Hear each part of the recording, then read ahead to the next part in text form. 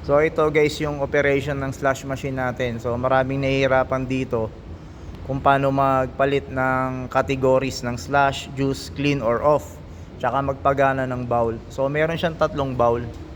So 1, 2, 3 bowl tayo. So umpisahan po natin kung paano. Power on. Ayan. Yung bowl 1, kung napansin nyo, dito naka-slash na po siya. So minsan makikita nyo dyan is naka-off siya.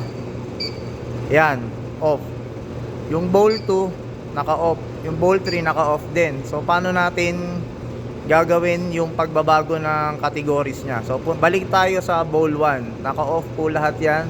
Bowl 1, punta ka sa light. Mapapansin nyo, gagana na yan pag pindot ko ng slash. Pag pinindot nyo ng isa, juice. Pag pinindot nyo pa ulit ng isa, naka-clean. So yan yung umaandar lang yung mixer natin. Ayan naman yung off. So dun lang po sa categories na yon. So ngayon lipat natin sa slash. Okay na yan. Nakaset na siya. So sa bowl 2, ganun din, naka-off. Hanapin natin yung categories: slash, juice, clean, off. So ayan, naka-slash na siya. Negative 8 po yan, hindi po positive 8 para po malinaw sa inyo. And then sa bowl 3, off, slash, juice, clean, off. O slash natin.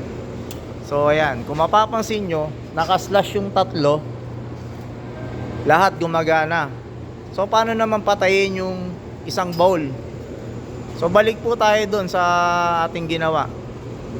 Off natin yung bowl 1, naka-slash, punta tayo sa off. Ano nangyari? Ayan na, naka-off na. So ganun lang po kasimple.